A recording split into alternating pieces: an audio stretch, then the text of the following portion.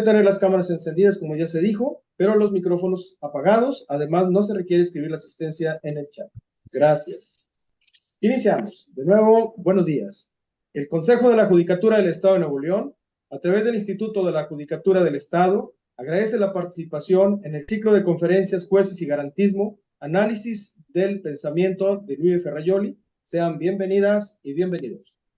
De nuevo, nos congratulamos con la presencia del doctor Luis Ferrajoli, merecido acreedor de este ciclo de conferencias, razón por la que se le dedica como un merecido homenaje. También agradecemos que nos acompañe de nuevo el doctor Javier Miranda.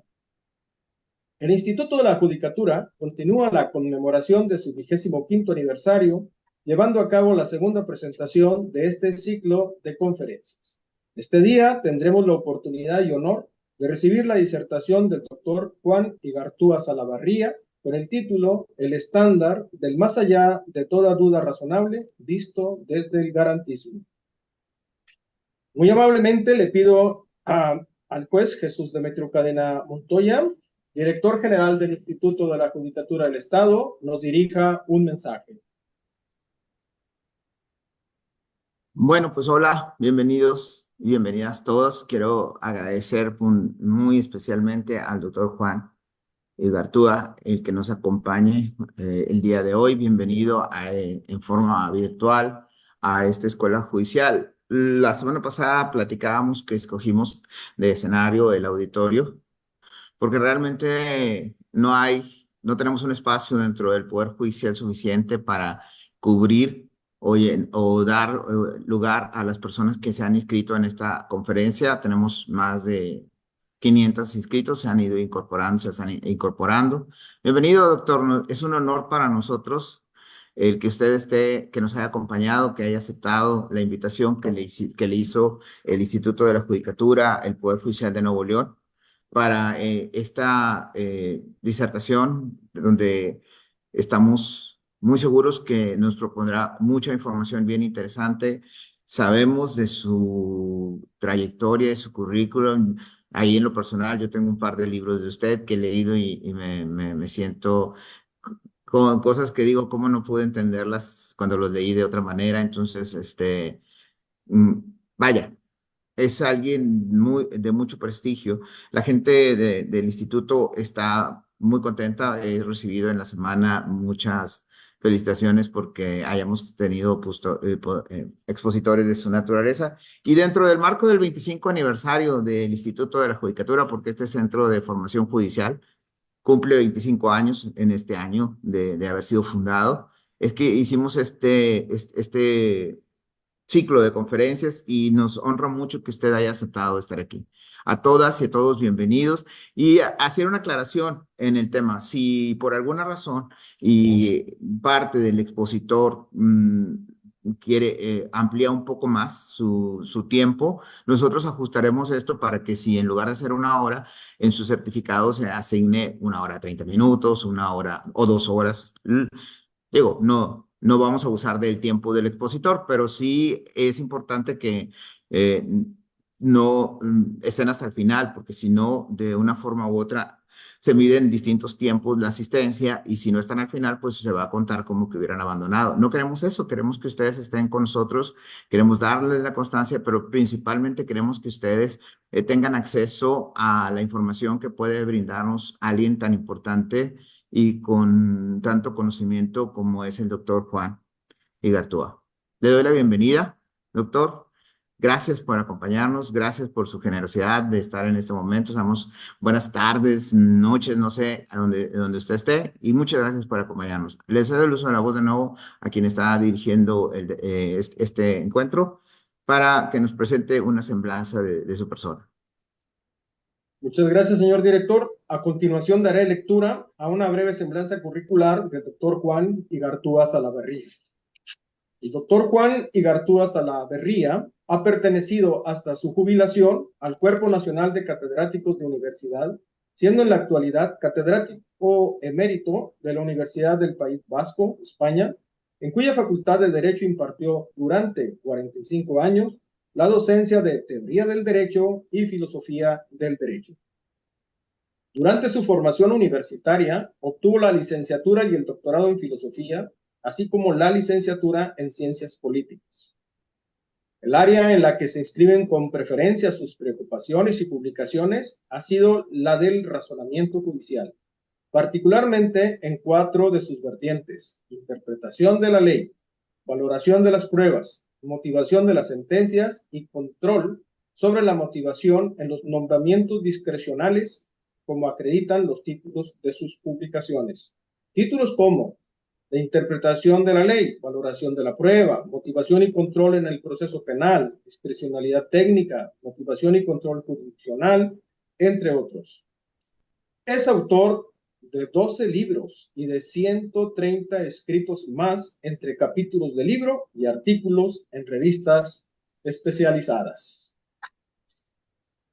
Escuchemos la disertación del doctor Juan Igartua Salaverría por el título El estándar del más allá de toda duda razonable, visto desde el garantismo. Adelante, por favor.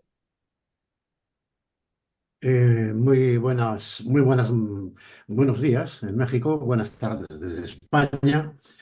Y ante todo, sí quiero unas palabras menos de las necesarias, sin duda, para agradecer al director general del Instituto de la Judicatura, el juez Jesús Demetrio Cadena Montoya, su invitación a participar en este ciclo de conferencias dedicadas al pensamiento de Luigi Ferrajoli.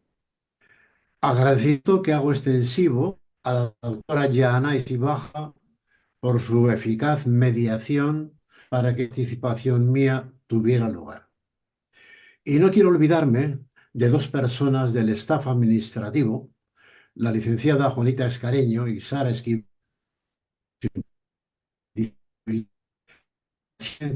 en la tramitación de todas las gestiones, que no han sido pocas. Bueno, entonces comienzo con mi exposición. Y empezaré diciendo que de Ferrajoli me complace todo, pero en particular el problema de la evaluación de las pruebas, por mi carencia seguramente hacia esa parcela del razonamiento judicial. Pero como cualquier tema central del pensamiento de Ferrajoli presenta para mí latitudes demasiado amplias, he optado por ceñir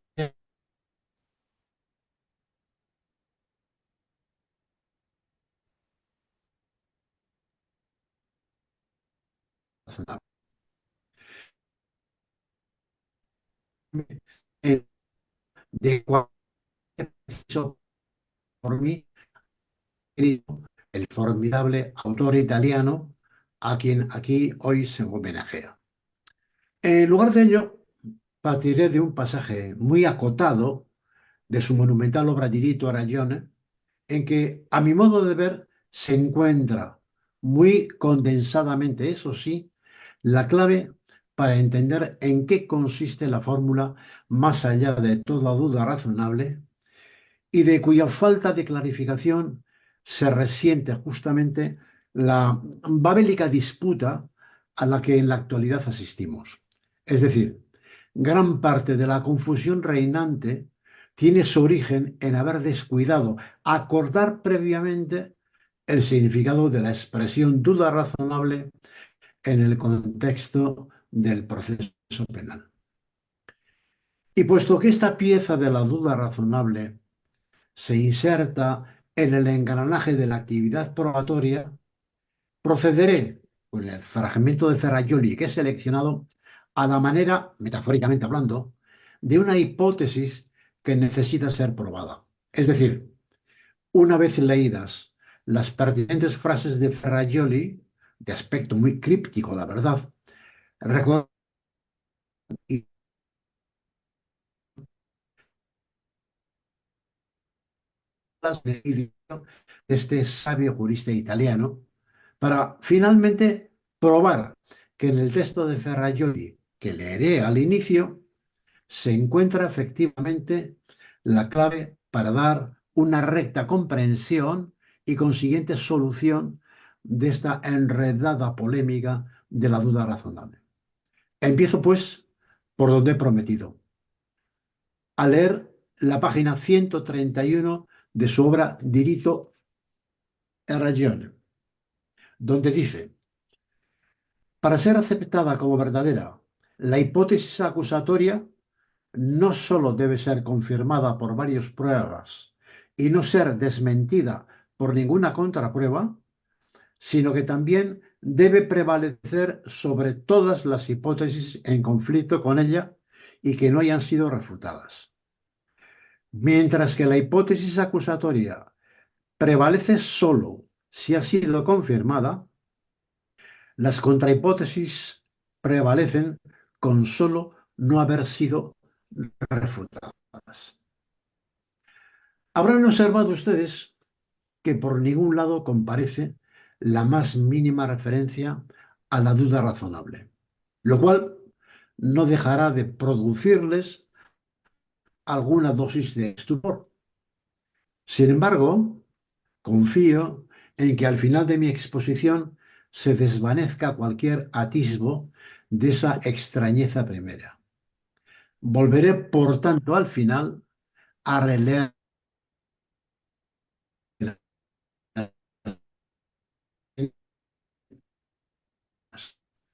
espero al menos.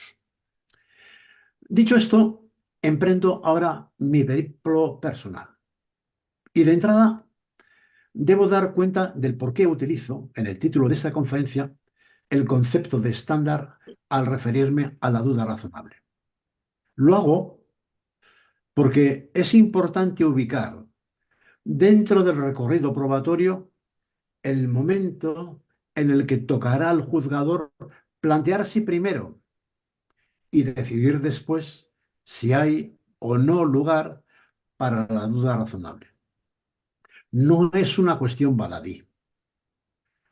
El Tribunal Supremo de mi país, por ejemplo, para conceder a los tribunales de instancia la dispensa de motivar las sentencias absolutorias que dicen basarse en el indubio pro reo, argumenta que esto solo significa que la duda inicial no ha sido sustituida por la necesaria certeza y es claro que basta la subsistencia de la duda para que no sea posible la emisión de un juicio de culpabilidad y sea forzosa en consecuencia la absolución.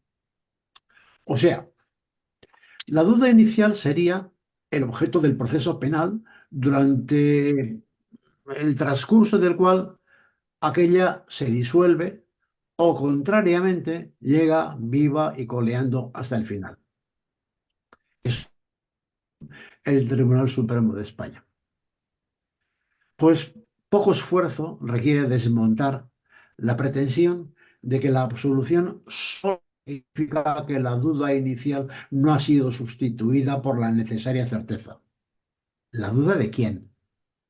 Por lo pronto, la acusación no manifiesta ninguna duda. Al contrario, atribuye sin titubear al acusado la comisión de un hecho delictivo. Pensar que el abogado de imputación oponiendo nada más que dubitativos interrogantes sobre la participación de su cliente en el delito. Pero, ¿y el juez? El juez tampoco duda. El juez ignora. Y no es lo mismo. Cuando alguien carece de toda información sobre algo, se encuentra en una situación de ignorancia. Cuando en cambio dispone de informaciones de cuya suficiencia no está seguro o le desconciertan otras informaciones que apuntan en dirección divergente, entonces se puede decir que si alguien duda. La figura institucional de un juez se corresponde con la de un personaje que, paradójicamente, aun siendo el único que tiene el deber de la verdad, es el único que al inicio del juicio, de los hechos del proceso, no sabe nada, a diferencia del Ministerio Público y de las partes que conocen los resultados adquiridos en el curso de las investigaciones. Resultados que, curiosamente, repito, solo el juez no debe conocer. La carpeta del juez está vacía. El conocimiento judicial se estrena una vez empezado el proceso y solo valdrán las informaciones que dentro de éste salgan a la luz. Y será una vez terminada la confrontación entre las partes, cuando llegue el turno de la valoración judicial para determinar si las informaciones suministradas son concluyentes para probar la culpabilidad del acusado o dejan márgenes para una duda razonable. El lugar de la duda razonable se encuentra, por tanto, en la meta de llegada, que es cuando se aplica el estándar de prueba exigido al material probatorio recopilado y valorado, y no en el punto de partida del proceso. No en vano, en los Estados Unidos, país de donde se exportó a nuestros sistemas la fórmula de la duda razonable se les instruye a los jurados no al inicio de la vista oral, sino una vez finalizada esta, justo cuando se retiran a deliberar. Por si fuera preciso aclarar qué es y para qué sirve un estándar de prueba, recordaré brevemente que la actividad probatoria se articula en tres momentos. Primero, se establece la totalidad de los elementos de prueba con los que ha de contarse. Segundo, se procede a la valoración de tales elementos. Tercero, se determina el grado de confirmación que el conjunto de tales elementos proporciona a la hipótesis que ha de probarse. Y es aquí donde entrará en acción el estándar de prueba. Es decir, porque una vez estimado el grado de confirmación alcanzado, tocará evaluar si éste es o no suficiente para tener por probada la hipótesis en juego. De manera que, según el estándar sea más o menos exigente, por ejemplo, el del más allá de toda duda razonable por un lado y el de la probabilidad prevaleciente por el otro, un mismo quantum de prueba puede resultar insuficiente para dar por probada una hipótesis si aplicamos el primer estándar y, sin embargo, suficiente si aplicamos el segundo estándar. No estará de más añadir que los estándares de prueba no son privativos del derecho. Existen en otros ámbitos del conocimiento: medicina, farmacología, orgánica, física nuclear, etcétera, como fruto de convenciones informales y no siempre institucionalizadas dentro de las respectivas comunidades científicas. En esto último es donde reside la especificidad de los estándares dentro del derecho. Están institucionalizados y habitualmente aparecen formulados en los textos legales. De ahí que los estándares de prueba sean de obligada observancia, conectados además con aquella base del garantismo que Ferraioli denomina convencionalismo penal y estricta legalidad. El estándar del más allá de toda duda razonable que se ha institucionalizado en nuestros sistemas jurídicos aparece como proveniente de la práctica de los tribunales norteamericanos, los cuales están obligados a explicar a los jurados qué deben entender por duda razonable.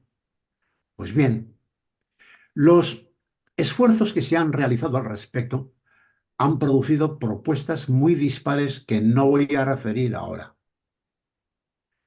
Pero sí que el estadounidense, para cortar de raíz tal desbarajuste conceptual, tuvo la infeliz ocurrencia de probar que la expresión duda razonable y no se presta a una definición más específica y aclaratoria. Pretensión que alguien descalificó con toda la razón como un acto de bellaquería intelectual. Y la culpa no es achacable a la falta de preparación de los jurados, sino, en opinión de Larry Laudan, al estándar de prueba mismo, que es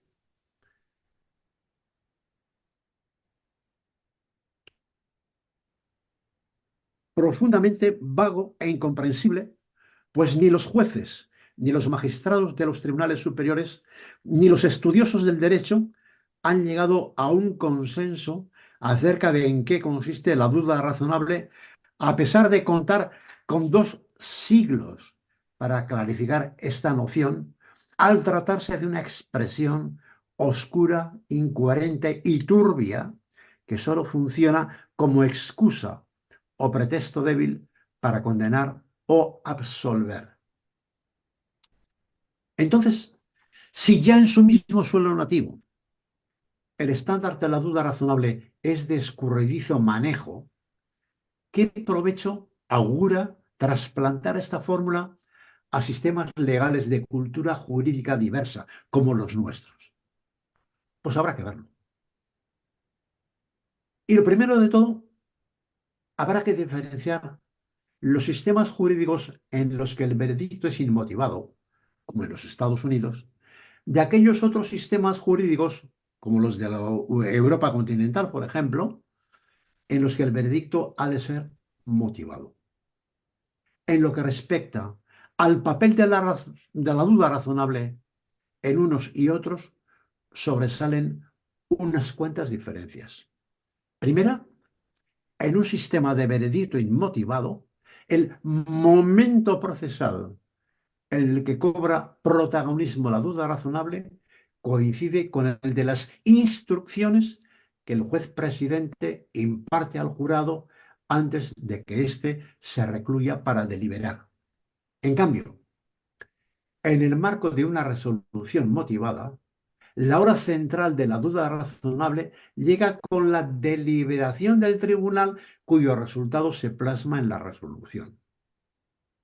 Segunda diferencia, también es distinta la función de la duda razonable en uno y otro momento.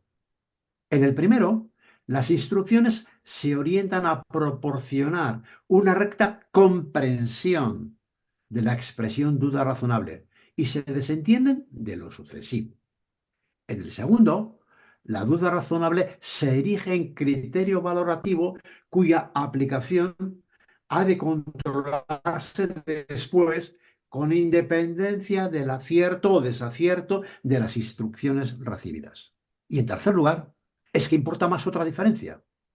En un sistema de veredicto inmotivado, el atributo de razonable es objeto de una presunción y se predica del jurado que duda o dice dudar. En cambio, en presencia de una resolución motivada, la cualidad de razonable es una propiedad de la duda y requiere además una racional corroboración, no una mera presunción. Se adivina entonces por qué suele exigirse en los Estados Unidos la unanimidad para los veredictos de condena inmotivados, y es porque se supone que los jurados no son seres desequilibrados y bastará el desacuerdo de uno solo para que se dispararan la duda razonable. Es decir, la unanimidad sería el sucedáneo de la motivación allá donde ésta falte, puesto que los legisladores tienden a asegurar la correcta reconstrucción de los hechos, bien por unanimidad,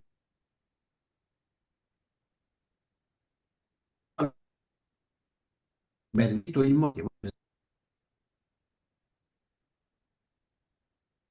Si de un veredicto motivado. Y esta exigida jueces profesionales que a veces resuelven sus desacuerdos por un apretado 5 a 4.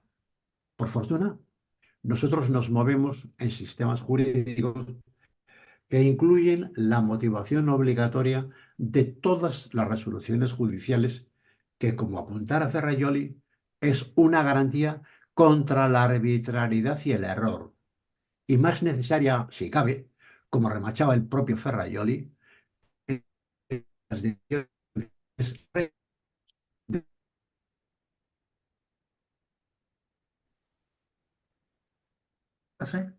la duda razonable no es, en nuestros sistemas jurídicos, un problema de psicología, sino un problema de lógica y argumentación. El estándar de la duda razonable no está para que el juez manifieste que tiene una duda, ni para que explique el juez por qué tiene una duda, sino para que el juez justifique por qué es razonable la duda que tiene o dice tener. Diré más, aunque el juez no dude, siempre cabe interponer recurso contra una sentencia alegando que el cuadro probatorio disponible dejaba espacio para una duda razonable. La duda del juez no es el fundamento de la absolución, sino las razones que fundamentan la duda. Y por lo mismo, tampoco la convicción judicial es el fundamento de la condena, sino las razones que fundamentan la convicción. Mensaje que certeramente se compendia en el provocativo título Prueba sin convicción de un libro publicado hace no tanto por Jordi Ferrer. Por eso, repito, el problema de la duda razonable no es un problema de psicología del juez, es, para empezar, un problema de lógica. Y desde el punto de vista de la lógica, en la valoración de las pruebas siempre hay un ineliminable espacio para la duda. Siempre lo veremos. De momento, iré por partes. Desde la perspectiva de la lógica, las piezas de cualquier razonamiento, las premisas, la conclusión y la relación o inferencia entre premisas y conclusión. Pero como no todo se razona de la misma manera, de ahí que se hayan distinguido tres modalidades de razonamiento. El razonamiento deductivo, que va desde lo general a lo particular. El razonamiento inductivo, que va desde lo particular a lo general. Y el razonamiento abductivo, desde lo particular a otro particular. Ejemplo de razonamiento deductivo. Si todos los granos de ese saquito son de café y si es grano no será de café. ¿De todas? Sí, de todas. Ejemplo de razonamiento inductivo. Si ese, aquel, el otro y el de más allá son granos de café y si todos ellos proceden de este saquito, todos los granos del saquito serán de café. ¿De todas? No, de todas no. Puede haber dentro del saquito algún grano que no sea de café, pero probablemente todos los granos del saquito serán de café. O sea, sí hay margen para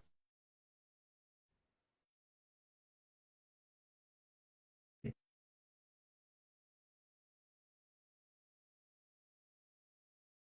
saquito. De todas no. Puede que provenga de otro saquito, pero vistas las circunstancias, probablemente sí procede de este saquito. De cualquier modo, hay margen para la duda. Podrá apreciarse que la relación entre las premisas y la conclusión es de necesariedad en el razonamiento deductivo y de mayor o menor probabilidad en los razonamientos inductivo y abductivo respectivamente. ¿A qué se debe la diferencia? A que el razonamiento deductivo es meramente explicitante, porque la conclusión no añade nada nuevo a lo que ya estaba implícitamente contenido en las premisas. En cambio, los razonamientos inductivo y abductivo son ampliantes, porque la conclusión añade algo nuevo a lo que estaba contenido en las premisas. Por eso, en un correcto razonamiento deductivo, si las premisas son verdaderas, es imposible que la conclusión no sea verdadera. No así en los razonamientos inductivo y abductivo, en los que, aun siendo verdaderas las premisas, puede que la conclusión no lo sea a lo que las premisas contenían. La necesariedad o certeza lógica de la conclusión en un razonamiento deductivo depende de la forma de su corrección, y no del contenido de sus premisas. Por el contrario, la mayor o menor probabilidad de la conclusión en los razonamientos inductivo y aductivo dependen del contenido de las premisas. Cuanta mayor sea la información que contienen sus premisas, más alta será la probabilidad de la conclusión. Pues bien, en la complejidad del razonamiento probatorio global, son discernibles estas tres clases de razonamientos específicos, cada uno de los cuales lleva la voz cantante en una distinta fase de todo ese entramado. Voy a explicarme. Tengamos presente que la actividad probatoria gira en torno a dos polos: una hipótesis sobre lo sucedido que debe probarse y los elementos para probarla. Así las cosas, suele decirse que en la fase de formación de la hipótesis explicativa, el razonamiento es sustancialmente abductivo. En la fase de control sobre la aptitud explicativa de la hipótesis elegida, el razonamiento es deductivo. Y en la fase de corroboración o prueba de la hipótesis defendida, el razonamiento sería inductivo. Para visualizar el funcionamiento de las tres fases, me serviré de un relato de Edgar Allan Poe, el titulado Los crímenes de la calle Morgue. A mediados del siglo XIX, los moradores de un inmueble parisino se despiertan a las 3 de la madrugada por unos gritos agudos que provienen del último piso. Y acompañados de algunos policías que han sido alertados, suben las escaleras del edificio hasta el apartamento en cuestión, cuya puerta está cerrada. Los gritos cesan poco antes de que los presurosos vecinos logren forzar la puerta y se encuentren en medio de un desorden total con dos personas adultas, madre e hija, muertas con ensañamiento. La hija aparece estrangulada y empotrada contra la chimenea, mientras que la madre ha sido decapitada y su cuerpo arrojado a la calle. Quedan sorprendidos por el brutal homicidio realizado con una fuerza inusual y extrañados también por la ausencia de una tercera persona, siendo así que la vivienda carece de vías de salida. En síntesis, los datos disponibles a tener en cuenta serían gritos agudos, desorden, hija estrangulada y su cuerpo empotrado en la chimenea, madre decapitada y su cuerpo en plena calle, fuerza inusual, ninguna vía de escape. En la averiguación de qué ha podido suceder, convendrá lo primero formular una o varias hipótesis explicativas sobre lo que acaba de observarse. Imaginemos que se barajan esas tres hipótesis. Hipótesis 1. Uno o más moradores del inmueble son los autores del delito. Hipótesis 2. Una o más personas extrañas al edificio son las autoras del delito. Hipótesis 3. Ha sido un homicidio-suicidio. O bien la madre ha matado a su hija y después se ha suicidado, o bien la hija ha matado a su madre suicidándose a continuación. Con estas hipótesis en la mano, debe procederse a controlar la actitud explicativa de cada una de ellas, examinando si son compatibles con todos los datos observados y, atención, también con las consecuencias derivables de los datos observados. La primera hipótesis, un morador del inmueble es el autor del delito, no supera el control. Pues si todos los habitantes de la casa ascendían juntos por las escaleras mientras los gritos continuaban, ninguno de ellos podía estar al mismo tiempo subiendo hacia el apartamento y dentro del apartamento, en virtud de una premisa básica universal, que los humanos no tenemos el don de la ubicuidad. Igualmente fracasa la segunda hipótesis. Una persona extraña al edificio es la autora del delito.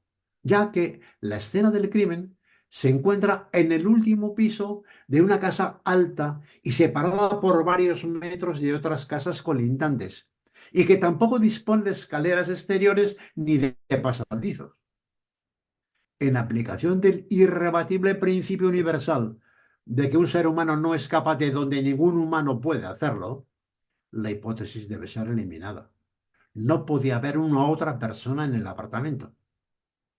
La tercera hipótesis, la madre mató a la hija y luego se suicidó, o la hija mató a la madre y después se suicidó, también se ve afligida por una severa derrota. Esta vez porque sucumbe ante lo dictado por leyes naturales universales. Vayamos por partes. Por un lado, la madre, por lo común, carece de fuerza física para estrangular a su hija adulta y empotrarla salvajemente en la chimenea, resulta imposible que a continuación, tras provocarse ella misma la muerte por decapitación, logre, una vez fallecida, saltar al vacío desde la ventana. Por otro lado, igual de impensable se hace que la hija, luego de decapitar a su madre y tirar su cuerpo a la calle, se suicide autoestrangulándose y ya muerta consiga empotrarse con bestial violencia en la chimenea. Entonces, visto que las tres hipótesis vislumbradas se muestran inservibles para poner en marcha la investigación, el detective Dupin formula una cuarta hipótesis, hipótesis 4, que la muerte de madre e hija ha sido obra de un animal de mucha fuerza y habilidad, por ejemplo, un primate. Su posición alega una desbordante fantasía, sin duda, pero al menos ofrece una explicación que integra todos los datos constatados.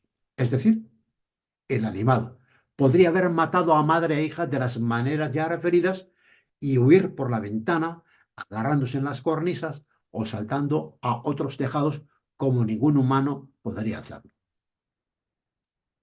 Ahora bien, la investigación se detendría en ese punto mientras no se encontraran elementos de prueba que pudieran confirmar o desmentir hipótesis tan azarosa.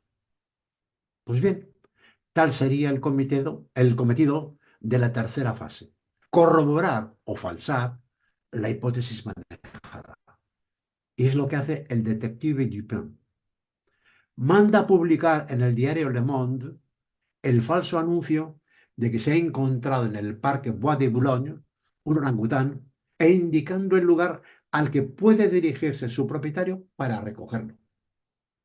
Y allí se presenta un marinero que, hábilmente interrogado por el detective, termina contando que el animal se le escapó y entró en el apartamento de las dos mujeres mientras él intentaba darle alcance, cometiendo el animal la horrible matanza más por miedo que por fiereza y huyendo después de forma acrobática.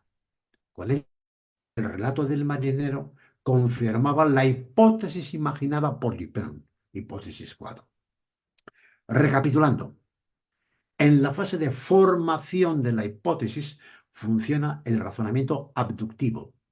En la fase de control sobre la aptitud de la hipótesis, el razonamiento deductivo es el protagonista. Y finalmente, en la fase de corroboración o prueba de la hipótesis, interviene el razonamiento inductivo. Bueno, inductivo sui generis, pero aquí omitiré entrar en detalles. Basta decir que la inducción probatoria comparte un rasgo esencial con la inducción generalizante que antes ejemplifiqué con los granos de café extraídos de un saquito. Y este rasgo compartido consiste en la probabilidad del resultado. Es decir, cuanto mayor sea el número de granos extraídos del saquito y todos sean granos de café, más probable será que todos los granos del saquito sean granos de café. E igualmente, cuanto mayor sea el número de elementos de prueba que confirman una hipótesis, más probable será la hipótesis. Lo que quiero subrayar es que solo los razonamientos deductivos garantizan la certeza. Yo lo advertía Ferraioli. Solo las tesis de la lógica y de las matemáticas son demostrables como verdaderas. En los razonamientos no deductivos siempre hay márgenes para la duda. Entonces, si siempre hay márgenes para la duda, parece que los juicios penales invariablemente deberían concluir con la absolución del acusado. O en palabras de Ferraioli, si entendiéramos la duda en el sentido de incertidumbre lógica, nunca se permitiría la condena.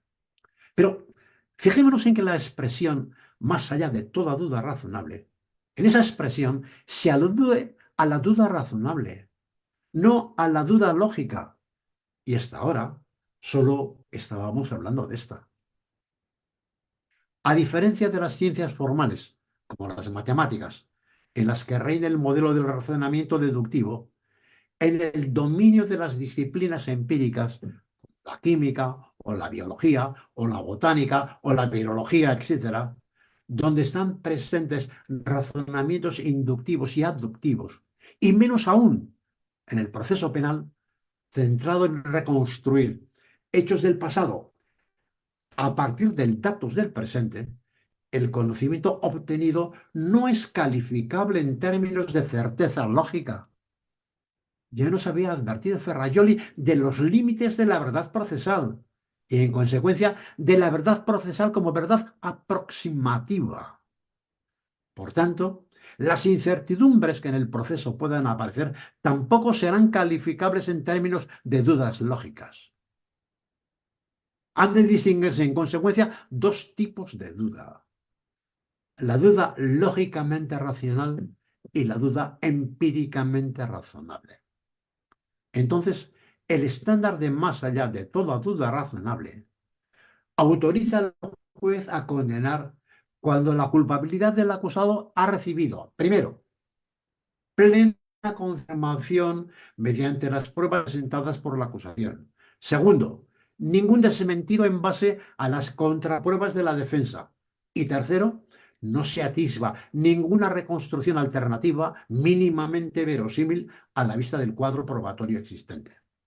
Y en justa correspondencia, también habrá que diferenciar la certeza lógica de la certeza procesal en atención a los distintos estándares de certeza exigibles, sea en cuestiones relacionadas con la demostración matemática, por ejemplo, o en cuestiones relativas a la reconstrucción de sucesos del pasado. La certeza lógica significa certeza radical. La certeza procesal significa probabilidad más allá de toda duda razonable. O sea, aquí entramos en el ámbito de la argumentación. Así que hablemos de la duda razonable, no de la duda lógica. ¿Y cómo podemos justificar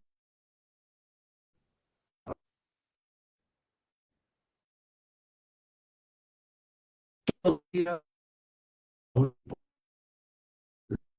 acusación? La acusación debe probar la culpabilidad de la debe probar su.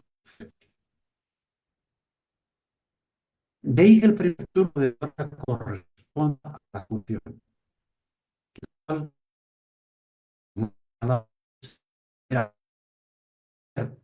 Una hipótesis explicativa de los datos observados y que sea además compatible con las implicaciones derivadas de estos, y luego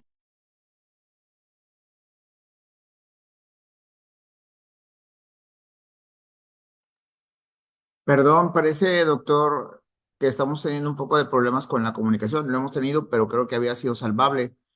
Pero en este momento creo que ya no está conectándose. No sé si siga conectado por ahí quienes están a cargo de,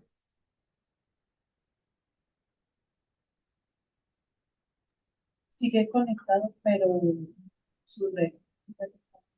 para que por favor le avisen que tenemos esa problemática. Mientras reanudamos este punto, díganme inmediatamente que puede interrumpir si es necesario, ya decir que ya regresó. que ya está pudiendo hablar, pero para que le informen eso. Mientras en eso llenamos este huequito pequeño intermedio, no se vayan, con una serie de cosas como por ejemplo el agradecer a jueces, magistrados, juezas, magistradas de otros estados de la República que han estado interesados y se han inscrito en esa conferencia. Bienvenidas a todos. Recordando también que está con nosotros el doctor Javier Miranda, que estuvo la semana pasada con nosotros, y agradeciéndole su presencia. Y bueno, pues seguimos esperando que se pueda hacer bien la conexión. Estamos por ahí hablando. Esas a veces son parte de las desventajas que puede tener la distancia y sobre todo en una plataforma que hoy por hoy está pues bastante cargada con muchos invitados, aunque se supone. Y bueno, finalmente las distancias. Pero creo que ya está de nuevo nuestro expositor, invitado, y le damos el uso de la voz. Sí, sí. ¿Se oye? Sí, ya lo ¿Se escuchamos oye? de nuevo, doctor. Muchas gracias.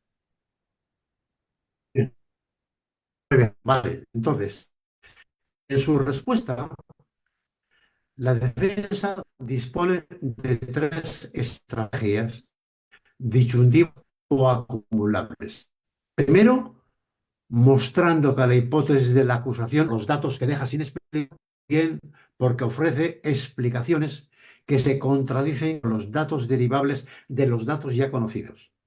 Segunda, demostrar que la hipótesis de la acusación no ha sido probada. Bien señalar las partes de la hipótesis que no han sido probadas, o bien negando que son atendibles los elementos presentados, o importando elementos en sentido contrario.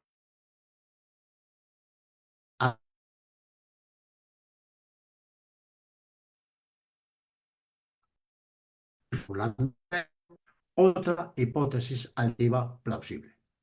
Como los estándares de prueba se ubican en el espacio de la prueba de la hipótesis, o sea, una vez ya asumida la racionalidad de la hipótesis, nos interesarán sobre todo la segunda y la tercera de las estrategias. Es decir, que la hipótesis no ha sido probada o que al menos no ha sido probada más allá de toda duda razonable, porque ambos son los supuestos propicios para que funcionen las dudas.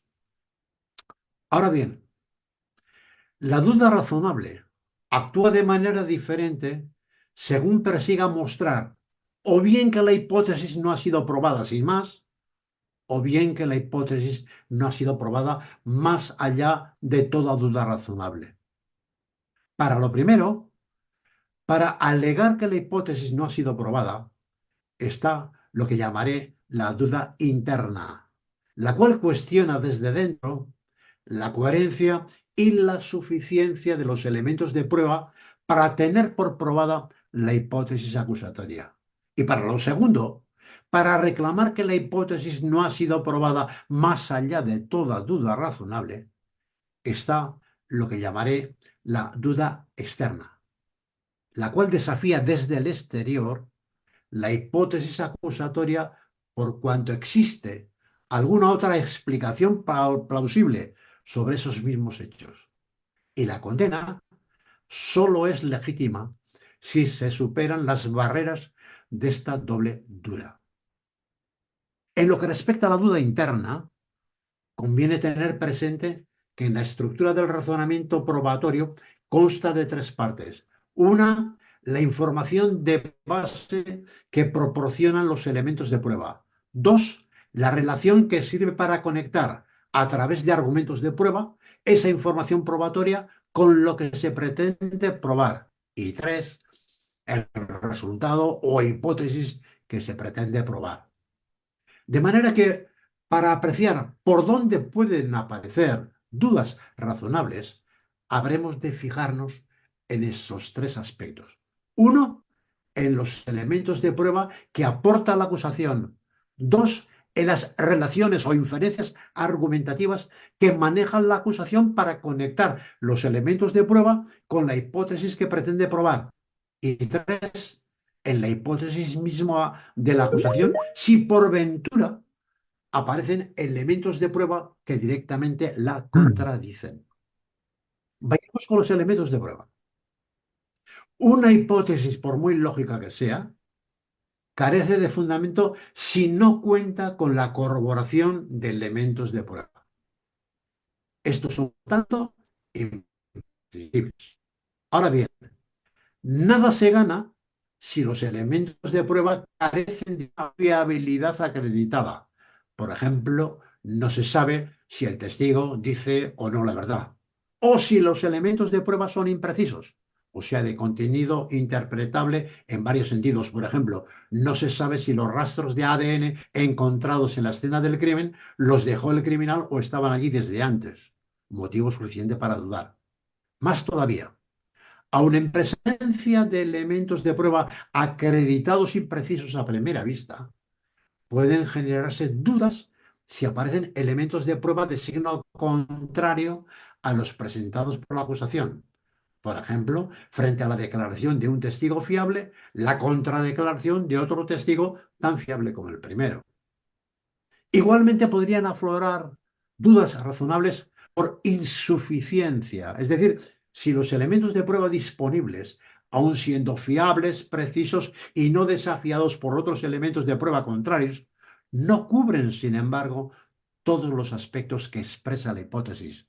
Por ejemplo, que ante una acusación de asesinato hubiera elementos para probar la acción homicida y la intención de matar, pero no hubiera elementos para probar la indefensión de la víctima. Bien, como dije antes, hay una segunda vertiente desde donde pueden provenir dudas. Me refiero a las relaciones o inferencias entre los elementos de prueba y la hipótesis a probar, muy importantes en la prueba por indicios sobre todo. A menudo los indicios son elementos de prueba ambiguos, es decir, que permiten ser conectados con hechos diferentes y entonces surge la duda de con cuál de ellos ha de ser relacionado.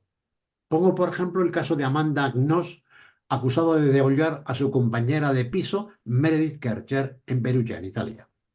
Después de cometido el crimen, aparece en la casa una habitación con los armarios y cajones revueltos y todo tirado por el suelo, pero sin que falte nada. La acusación y el tribunal de primera instancia inferían que se trataba de una simulación de robo por parte de la propia Amanda para desviar las pesquisas de los investigadores. La defensa y el tribunal de apelación después, en cambio, sostenían que bien pudo suceder que un verdadero asaltante fuera sorprendido por Meredith, a la que mató, y acto seguido salió corriendo despavorido por lo que había hecho y sin llevarse nada. Otras veces no se sabe bien si la relación que finalmente se ha establecido responde a datos de la experiencia contrastados o, por el contrario, a meros prejuicios socialmente extendidos.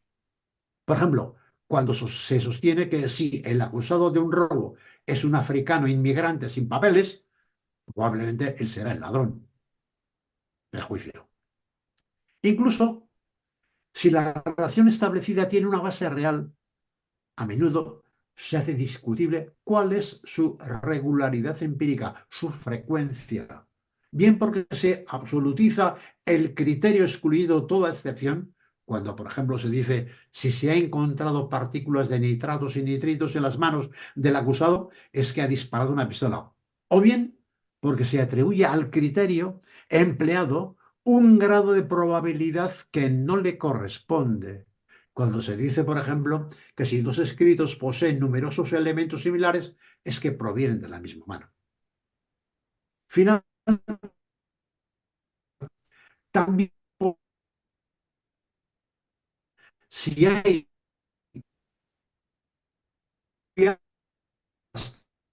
pues, por ejemplo, imaginemos que acusa a un individuo a otra persona golpeándola en la vieja con piedra de 8 kilos. Y hay dos testigos muy fiables que declaran haberlo visto discutir y amenazar de muerte minutos antes de la hora estimada de su fallecimiento. El abogado defensor sin necesidad de cuestionar lo declarado por los testigos, podría atacar directamente la hipótesis acusatoria si, por ejemplo, demostrar sufre un parálisis total del brazo de derecho, por lo que es casi imposible que bajar una piedra tan pesada con una sola mano. Bien, tenemos presente este test de la duda interna con los tres apartados que es de aplicación para cualquier tipo de proceso civil, penal, administrativo, laboral. Si el penal tiene una cláusula para resolver qué hacer cuando se produce esa situación de incertidumbre, y conocida solución indubio pro reo, la cual, sin embargo, no es del lugar, pues parejame indubio. En cualquier caso, que si la hipótesis de la acusación no logra operar este método, se declara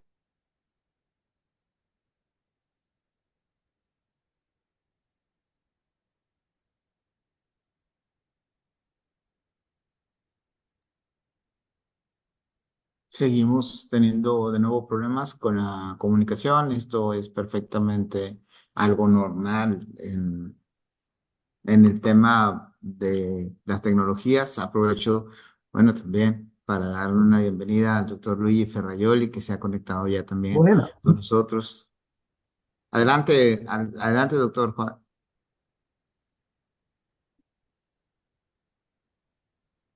deseo ante todo agradecer al profesor Juan Igartua Salaverría por su exposición tan analítica. Concordo con su reconstrucción del modelo nomológico de la prueba que es el fruto de un razonamiento inductivo.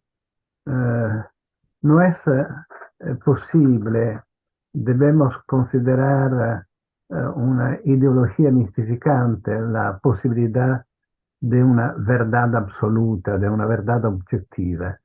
Verdad absoluta se puede perseguir solamente en la lógica y en la matemática, en los cuales las deducciones son tautológicas respecto a sus premisas. En materia de verdad empírica, como es la verdad procesal, debemos distinguir entre verdad jurídica y verdad factual. La verdad jurídica es siempre una verdad opinable por el carácter inevitabilmente discrecional de la interpretación. Sin embargo, yo creo que debemos eh, considerar muy falaz, muy peligrosas las tesis creacionistas de la jurisdicción. ¿Dónde está creación? No está interpretación. Donde está interpretación, no está creación. Interpretación es el instrumento de observación eh, pertinente a objetos lingüísticos. Naturalmente, como en la observación empírica, también la interpretación es solamente una verdad aproximativa. El otro gran problema que ha, sobre todo, del cual ha hablado el doctor Salaverría, es el tema de la verdad factual. El tema de la verdad factual es el producto de un razonamiento inductivo. Eh, de las hipótesis acusatorias pueden ser producidas, deben ser producidas por la condena, solamente confirmación, que pueden corroborar y no demostrar. Corroborar por modus ponens una tesis verdadera, una hipótesis verdadera, como se pasa en muchos romanzos polizieschi, es tendencialmente confirmables por muchas confirmaciones. Es suficiente una desmentida, creíble naturalmente, como l'alibi por falsificar la hipótesis acusatoria. Por eso debemos siempre considerar mh, solamente aproximativa, relativa, probabilística la verdad factual. Eso significa que nella imposibilità di una verdad empírica, una verdad factual, absoluta, objetiva, es necesario esto débil surrogado de certidumbre que es el convencimiento del juez, es decir, el principio más allá de toda duda razonable. Es necesario una certeza subjetiva como motivada, argumentada por pruebas, como surrogado de estas imposibles certidumbre objetiva. Yo creo que sobre todo en estos tiempos en los cuales se habla de estándar objetivos de prueba, debemos rechazar en manera muy firme la idea misma de un estándar objetivo de prueba. Esta idea que ha sido introducida en el debate epistemológico por Laudan, que ha influenciado a muchos procesualistas, es una idea totalmente equivocada, que repropone una regresión cultural al sistema de las pruebas legales. Es decir, que en materia empírica no existe ningún estándar objetivo. No es posible hablar de estándar objetivo de prueba sin caer en el sistema de las pruebas legales.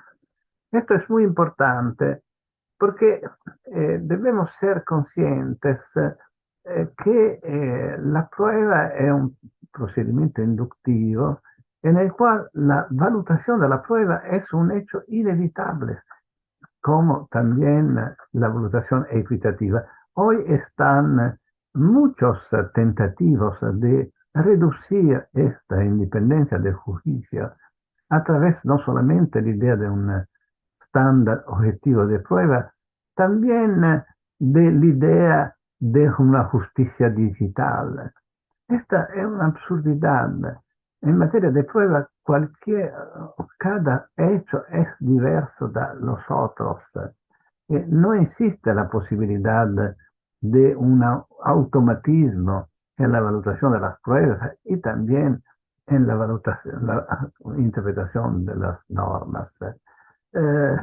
Esta idea del carácter automático, digital, del razonamiento es contrario al principio, a muchos principios, ante todo el principio de la sujeción del juez solamente a la ley, únicamente a la ley, y no obviamente a los step de la inteligencia artificial. En segundo lugar, el principio del juez natural. Cada uno de nosotros tiene el derecho a ser juzgado de su juez natural, del juez de su proceso, y no de los jueces precedentes que han pronunciado en otros casos.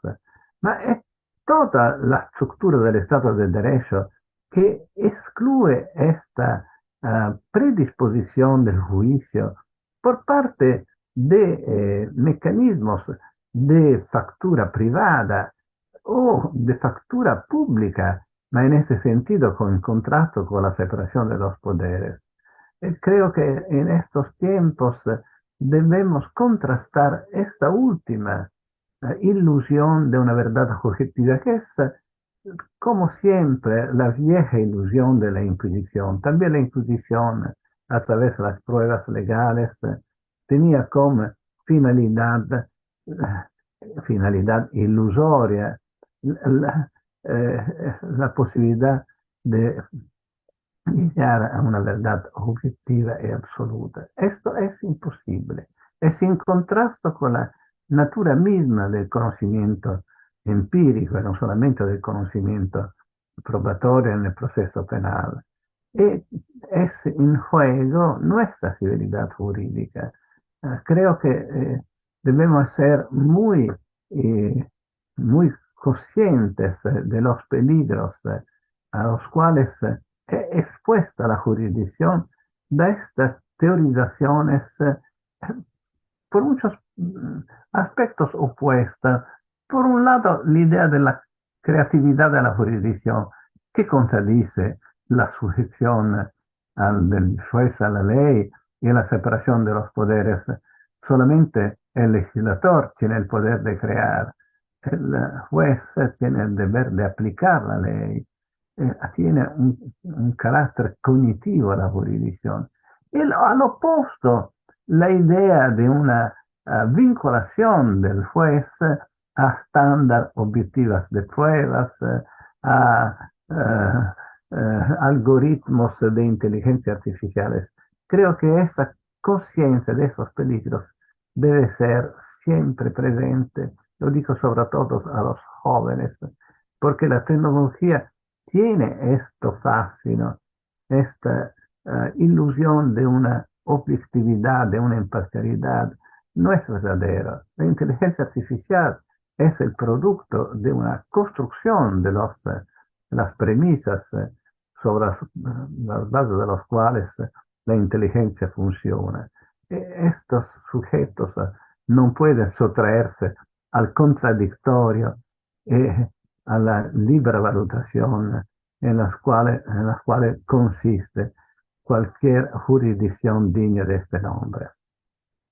Bien, doctor, muchísimas gracias por sus comentarios. Ya está de nuevo nuestro expositor y si usted nos lo permite, continuamos dándole el uso de la voz y luego si usted quiere agregar algo más, con muchísimo gusto.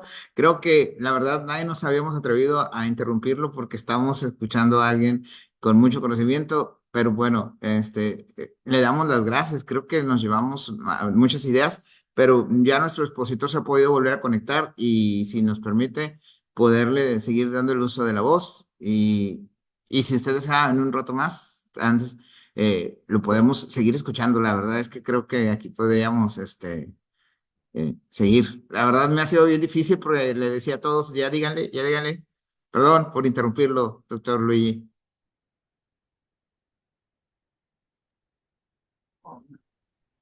Puede ser que yo sono intervenuto en la convicción de tener el uso de la palabra. Sí. Puede ser que Sí. ha sido un equívoco. No, está bien, porque realmente nuestro expositor estaba teniendo problemas con comunicación, pero ya está aquí. Y claro Bueno, que le dimos el uso de la voz porque, pues, qué mejor que ocupar ese espacio con el pensamiento de usted, escucharlo usted, que este ciclo está hecho pensando en reflexión de su propio pensamiento. Doctor Juan, sí, por si, Eh, Estamos aquí sufriendo una borrasca y me imagino que todo esto incide en los problemas de comunicación que estamos teniendo. Así que sigo. Bien. Entonces, después de haber expuesto los problemas que pueden, o las dudas que pueden provenir de eso, de lo que he llamado la duda interna, llega el turno de la duda externa. Entonces, supongamos que la acusación haya corroborado su hipótesis inculpatoria con medios de prueba fiables y definidos, adecuadamente enlazados con la susodicha hipótesis, y también haya resistido con éxito a las contrapruebas presentadas por la defensa. Diríamos que la hipótesis ha sido probada. Lo correcto sería preguntarse ¿hasta cuánto ha sido probada la hipótesis? ¿Queda todavía algún resquicio para la duda razonable? Dependerá del grado de probabilidad que haya alcanzado la hipótesis probada. Una hipótesis puede estar probada y ostentar una probabilidad prevaleciente respecto de una hipótesis contraria, pero sin haber alcanzado una probabilidad concluyente tal que cierre el paso a cualquier hipótesis alternativa. Aquí es donde entra en escena de lleno y con entera propiedad el estándar del más allá de toda duda razonable. De tal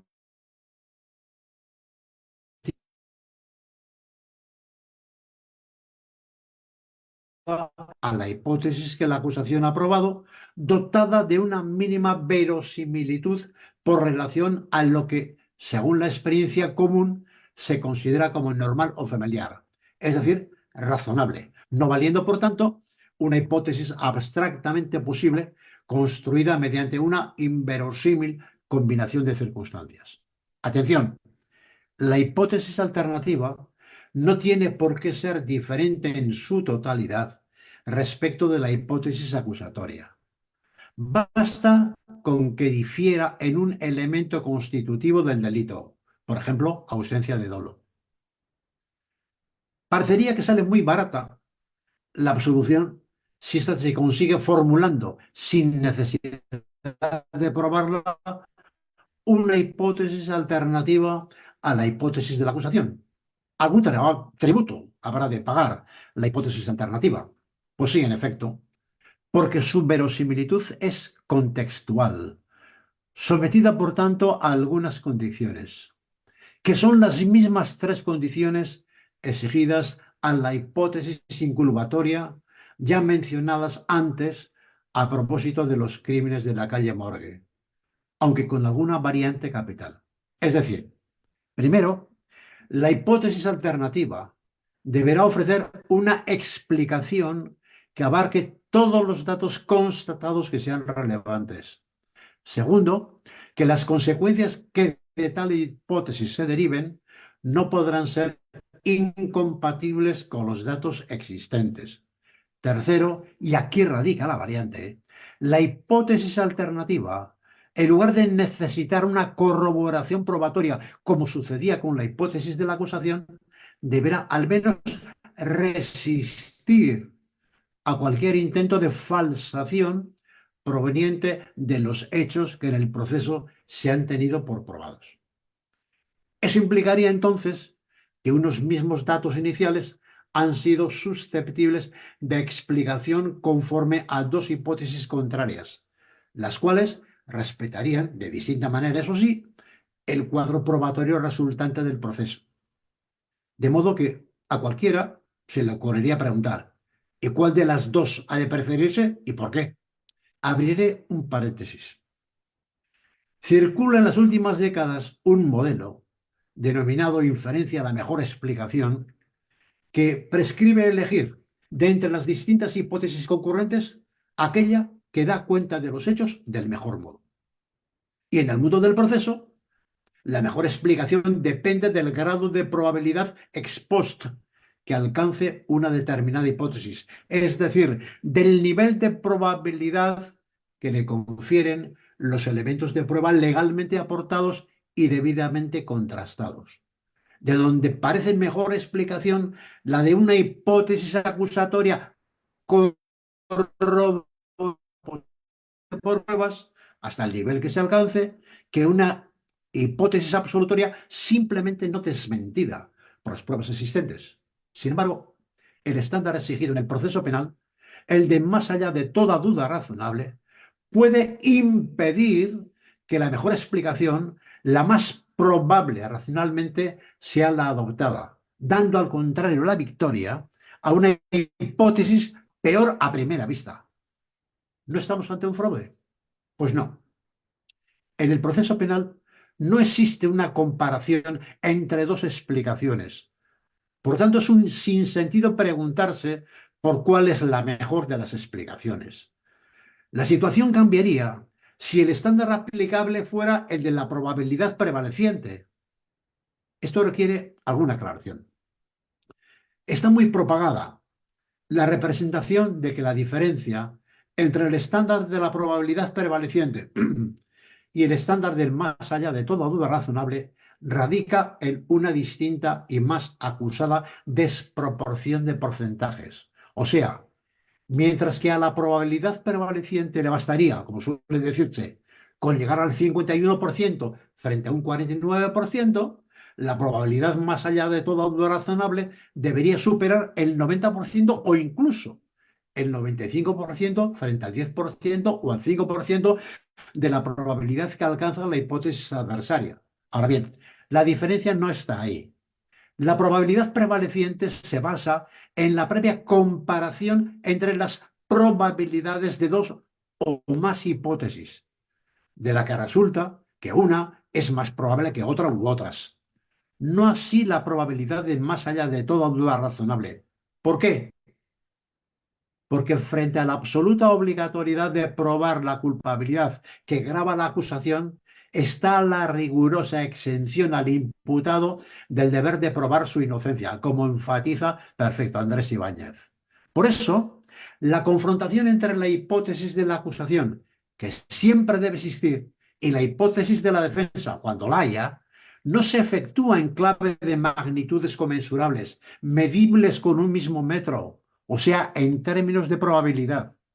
El discurso de la defensa no está destinado a mostrar cuánto de probable es su hipótesis exculpatoria, sino cuán limitada es la probabilidad de la hipótesis acusatoria, ofreciendo frente a esta la alternativa de una hipótesis no descartable.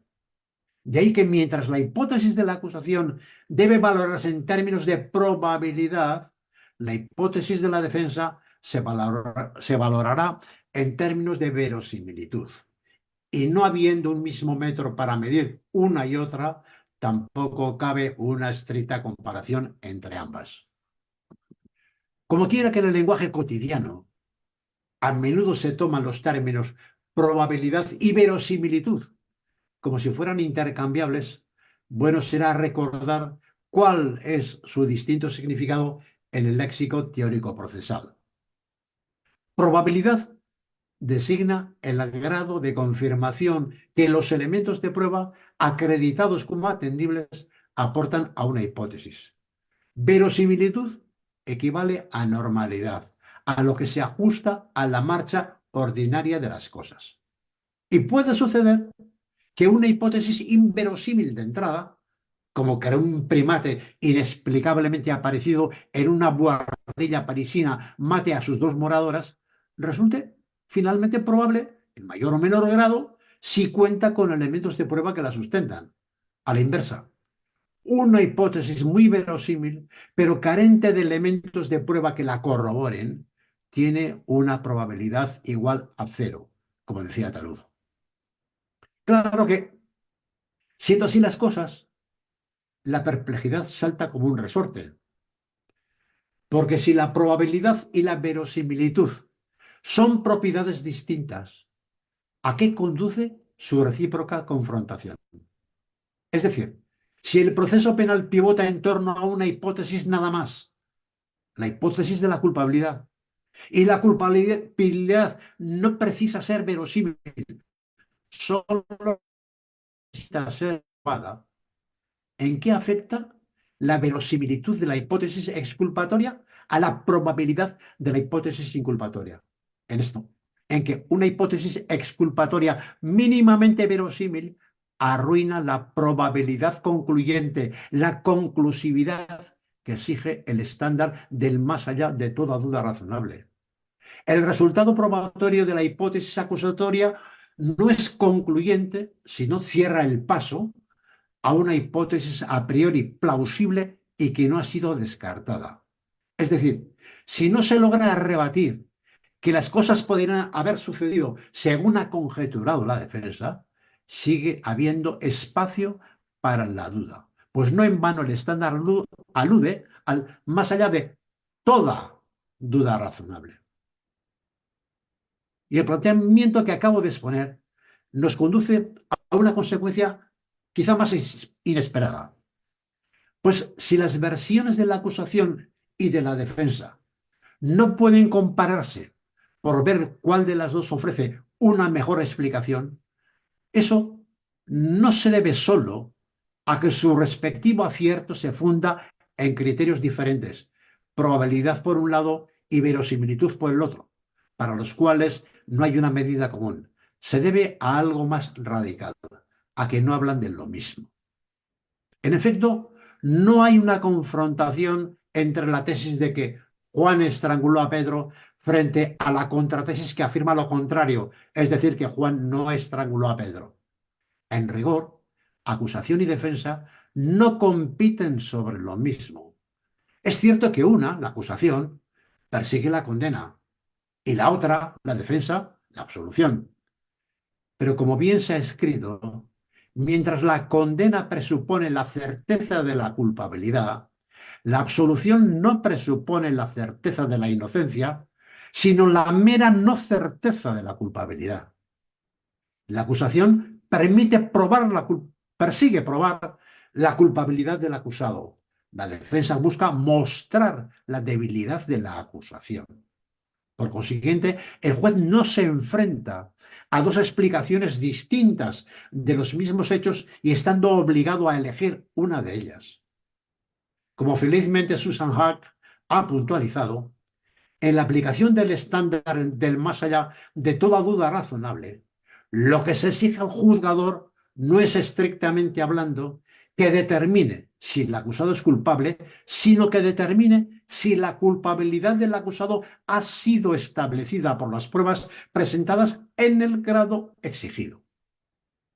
O, con palabras más plásticas, la acusación no está en desventaja respecto de la defensa, porque, como alguien dijo, es como jugar al ajedrez contra un maestro y sin reina, sino porque acusación y defensa no juegan al mismo juego. Es hora de retornar al texto de Ferrajoli que leí al inicio y que decía: para ser aceptada como verdadera, la hipótesis acusatoria no solo debe ser confirmada por varias pruebas y no ser desmentida por ninguna contraprueba, sino que también debe prevalecer sobre todas las hipótesis en conflicto con ella y que no hayan sido refutadas. Mientras la hipótesis acusatoria prevalece solo si está confirmada, las contrahipótesis prevalecen con solo no haber sido refutadas. Para empezar, apreciamos que Fraioli se hace eco de los dos tipos de duda que habíamos distinguido como de obligada superación para condenar. De la duda interna, cuando dice que la hipótesis acusatoria debe ser confirmada por pruebas y no ser desmentida por ninguna contraprueba. Y de la duda externa, cuando añade que la hipótesis acusatoria también debe prevalecer sobre las hipótesis en conflicto con ella, siempre que aquellas no hayan sido refutadas.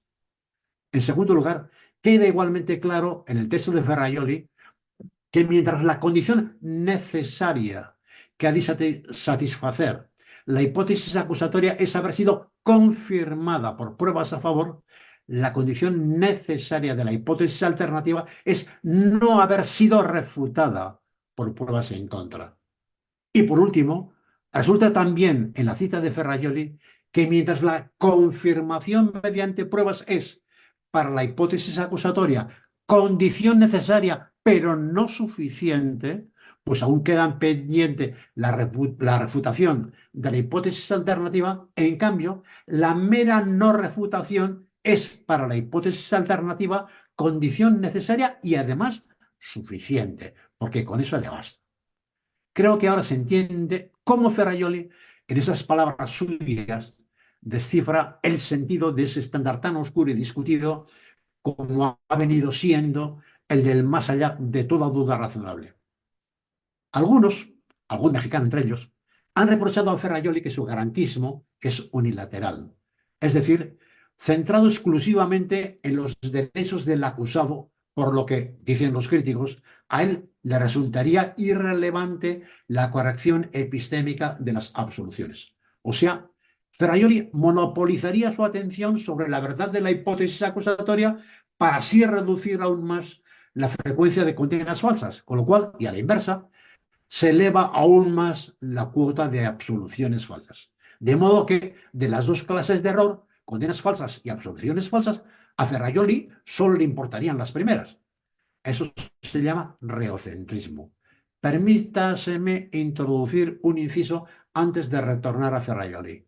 El reocentrismo, que tiene su aval en la tradición, y lo tiene en cuanto orientado a garantizar los derechos del acusado frente al poder sancionatorio de la maquinaria estatal, la cual, para evitar la vergüenza privada, había expropiado a las víctimas y a sus familiares de la tutela de sus propios derechos en vía autónoma, por lo que el proceso, dirigido a la verificación del delito y a la aplicación de la pena, se vincula a un órgano público y en base a mecanismos controlados directamente por el Estado, frente a los cuales el sujeto débil es el sujeto contra el que se procede. De ahí que fuera necesario fundar un sistema de garantías a favor del reo. Es en esta onda reocéntrica, en versión exacerbada, que se sitúa, por ejemplo, el Tribunal Supremo Español, el cual dirá que mientras que el acusado tiene derecho a la presunción de inocencia, no existe para la parte acusadora el derecho a que se declare la culpabilidad del acusado.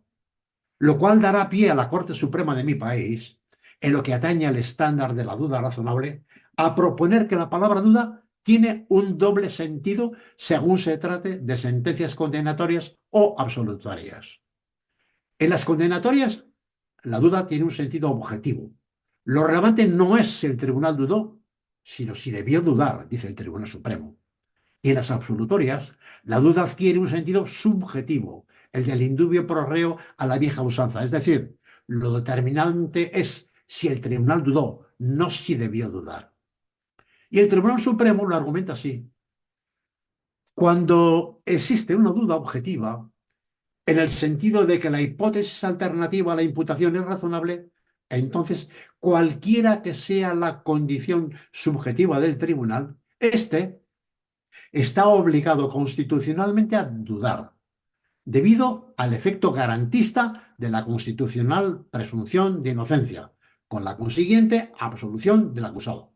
Por el contrario, en caso de duda subjetiva del juzgador, que puede asaltarle pese a que exista un colmado probatorio que justificaría la condena, esta duda también debe acarrear la absolución, si bien fuera ya de exigencias contenidas en el derecho fundamental a la presunción de inocencia. Fin de la cita. Entre las justificadísimas censuras que suscita este planteamiento del Tribunal Supremo de España, yo destacaría tres. Primero, es insólito que en la valoración de las pruebas penales puedan cohabitar dos sistemas contrarios. Un sistema racional, según el cual la condena solo se justifica primando el peso objetivo de las pruebas por encima de la eventual convicción psicológica del tribunal, y un sistema irracional, según el cual puede justificarse la absolución anteponiendo la convicción psicológica del tribunal al eventual peso objetivo de las pruebas. Ninguna norma constitucional nos autoriza a que para absolver podamos utilizar un método cognitivo de rango inferior al que es obligado cuando se trata de condenar. Segundo, bajo ningún concepto pueden presentarse al más allá de toda duda razonable y al indubio pro reo como si fueran dos versiones, una objetiva y la otra subjetiva de lo mismo. La fórmula más allá de toda duda razonable es, antes que nada, un estándar de valoración sobre la suficiencia de la prueba. De su lado, el indubio pro reo es, después de todo, una regla de decisión. Es decir, ponen el foco sobre asuntos diferentes. El estándar de valoración, más allá de toda duda, establece cuándo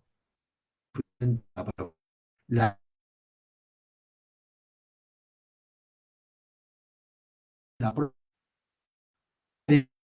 ha de valorarse la eficacia del cuadro probatorio y derivadamente, en función del resultado, decidir qué ha de hacerse. Tercero, si la absolución o la condena son las consecuencias que resultan tras la aplicación del doble test de la duda razonable, recordémoslo, duda interna y duda externa, entonces supone una falacia sostener que es la duda objetiva la que debe contar cuando hay condena y la duda subjetiva la que vale cuando se absuelve, puesto que, ¿cómo puede el signo de la decisión, absolución o condena, condicionar el método o sea capaz de entenderse por duda, si es precisamente el método, el concepto de duda, el que determinará el signo de la decisión, el que ésta sea condenatoria o absolutoria.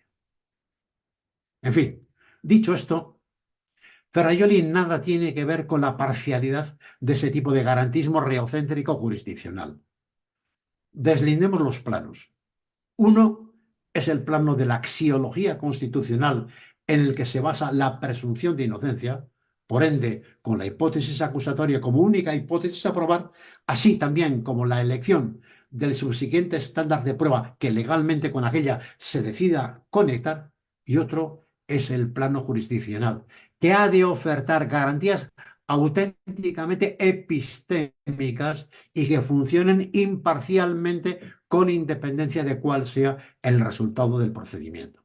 Al hilo de esto, y por lo que toca al estándar probatorio del más allá de toda duda razonable, una cosa es que la Constitución y la ley hayan dispuesto un estándar ventajoso a todas luces para el imputado, porque encarece mucho su condena, y viceversa, muy oneroso para la acusación, en cuanto exige un elevado nivel de prueba de cargo que es necesario aportar. Y otra cosa distinta es la obligación de usar, sin embargo, en sede jurisdiccional, un mismo criterio que primero permita discernir cuándo hay o no una duda razonable y de su aplicación dependa el posterior resultado condenatorio o absolutorio y, segundo, obligue a motivar la corrección de los pasos dados y el acierto de la conclusión alcanzada con igual rigor racional.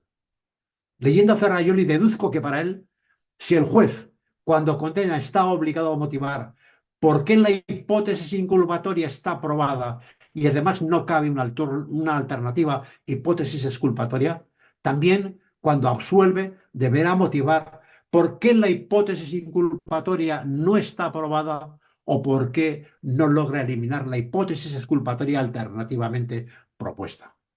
Todo ello está, a mi modo de ver, en perfecta consonancia con aquellos preciosos pasajes de Ferraioli en los que éste invoca la igualdad jurídica de los ciudadanos ante la ley, o también el fundamento cognitivo como constitutivo del garantismo penal, o igualmente la motivación como garantía contra la arbitrariedad y el honor, o incluso el juez como tercero, o en definitiva, y citando a Bacon, la jurisdicción como jus dicere y no jus dare.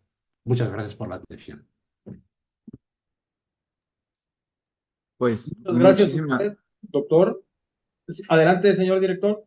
muchísimas gracias, doctor Juan, y doblemente agradecidos porque sabemos que hay por ahí algunos problemillas de carácter técnico que la naturaleza de repente nos juega una mala pasada, pero aún así creo que no, estoy seguro que la parte oral de su charla nos ha llegado a todos y pues no sé, antes de dar el uso de la voz, no se trata de réplica, sino de que en este evento el doctor Ferraioli nos ha pedido el uso de la voz para, por si quiere agregar o hacer algún comentario adicional. Entonces, ha sido muy enriquecedora su plática, doctor. No damos por terminado, sino que antes de abrir a preguntas y respuestas, si usted así lo acepta, pues escucharíamos al doctor Ferraioli, si es que él desea hacer uso de la voz. Adelante, doctor. Sì, io agradezco nuovamente il dottor Juan Iguarto Salaverría y comparto con sus conclusiones, sobre todo esta idea que la hipótesis acusatoria debe ser acompañada de la certidumbre subjetiva, más allá de toda duda razonable. La ipótesis assolutoria, la tesis de la solución no tiene la misma carga de certidumbre. Creo, sin embargo, que el concepto de grado de probabilidad es un concepto muy discutible, porque yo creo que no se puede establecer la pluralidad de confirmaciones. y no se puede establecer el número de estas confirmaciones, ma la pluralidad de estas conservaciones. L'inesistenza di desmentidas credibles, quindi modus pones y modus tollens, y la prevalencia, el duda externa, como decía Salaverría, la prevalencia de la credibilidad de la hipótesis acusatoria respecto a hipótesis alternativas, que deben ser menos plausibles. Io credo che questo è il lugar della argumentación probatoria. La argumentación probatoria es la argumentación de la convicción del juez sobre la base de confirmación de la falta de creíbles desmentidas, de la desmentida o de la no credibilidad de hipótesis alternativas. Creo que es un tema muy importante porque sobre este problema de la verdad se misura la legitimidad política de la jurisdicción. Debemos ser conscientes de que la jurisdicción está muchas tendencias que critican, como siempre, no es solamente hoy, anche en pasado, la idea misma de verdad. Se confunde el concepto, el significado de verdad como correspondencia con los criterios de aceptación, que son criterios subjetivos. Correspondencia es el significado de la palabra vero, según la tesis de Taschi. Abandonar esta idea significa abbandonarsi all'arbitrio e significa il peligro di una falta di legittimación de la jurisdicción. Soy verdaderamente grato a Salavarría per su ponencia y creo que sea muy más interesante ahora escuchar críticas e intervenciones de los participantes, que veo son muchos, este encuentro.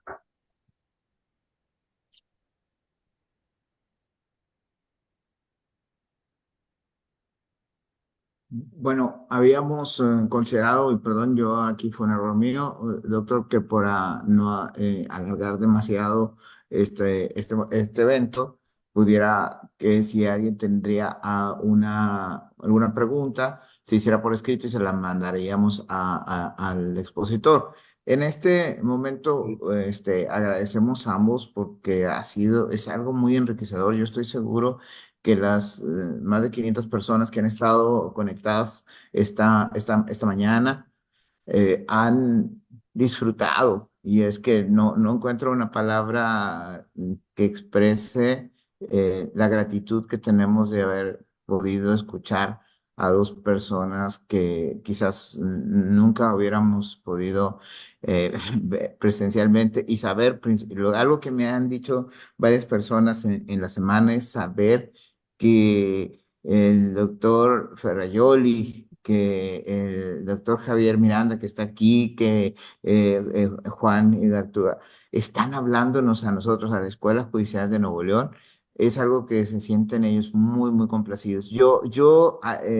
Solo, y por respeto a la dinámica que se sentó al principio, y solo me permitiría dejar una reflexión en el tema de las famosas ideas de absolutorias falsas, absolutorias erróneas, porque en realidad, ¿quién puede asegurar que es errónea la absolutoria? Podemos hablar de condenas equivocadas.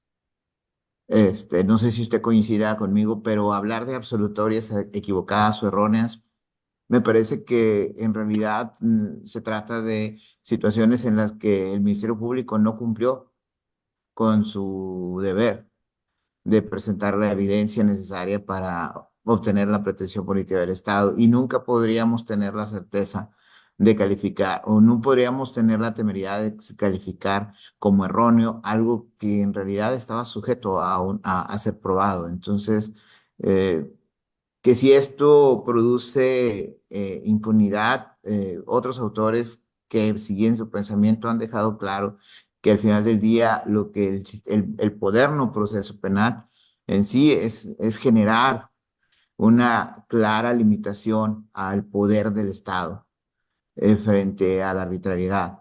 Que los códigos de procedimientos, las garantías, los derechos humanos que están reconocidos en la Constitución, derechos fundamentales, son, no son para proteger a los delincuentes, como bien hace unos minutos de alguna manera lo exponía nuestro expositor, sino que son para protegernos a todos de la arbitrariedad, del abuso del poder, más en momentos como los que vivimos hoy en día, en que parecería que no hemos aprendido mucho de la historia y volvemos a recurrir a prácticas que parecía que estaban desterradas de la humanidad. Muchas gracias a ambos. No sé si tenga algún comentario, doctor Luigi, y si no, Muchas pasamos al gracias. cierre. Adelante, doctor Juan. No, no, no, muchas gracias. Y entonces, digamos, las objeciones y tal, yo estoy muy encantado de que me escriban y trataré de dar la respuesta la más satisfactoria posible, vamos, que me sea. Yo estoy muy agradecido y espero que en alguna otra ocasión tengamos menos interferencias climáticas para entendernos mejor.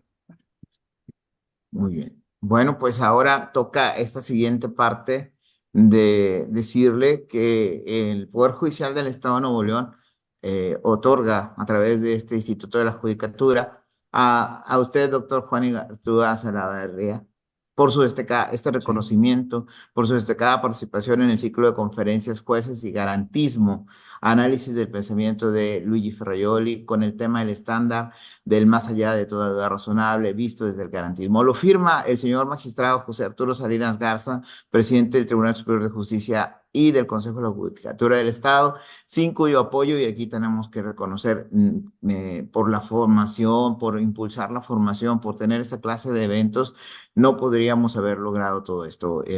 Así que él le extiende ese reconocimiento que le haremos llegar, doctor, y le agradecemos mucho y que es más, creo, tal vez este es un pequeño reconocimiento a los muchos que sin duda alguna tendrá, pero créame que para nosotros tiene mucho valor porque decir que tuvimos como profesor a el doctor Juan Igartúa Salaverria es un honor para nosotros como institución y le agradecemos mucho su generosidad de estar en este evento. Doctor Luigi Ferraioli, como siempre, un abrazo y como lo hemos platicado, es un honor estar platicando con usted y es un honor también estar platicando y haber tenido aquí al doctor Javier Miranda, que sin duda alguna engalanan este evento que se da dentro del marco del 25º aniversario de esta escuela judicial.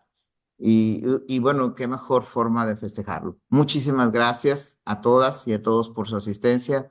Les enviamos un abrazo a la distancia a todas y a todos, en especial pues, a nuestro ponente, agradeciéndole todo su esfuerzo y estar aquí. Muchísimas gracias a todos. Muy buenas tardes.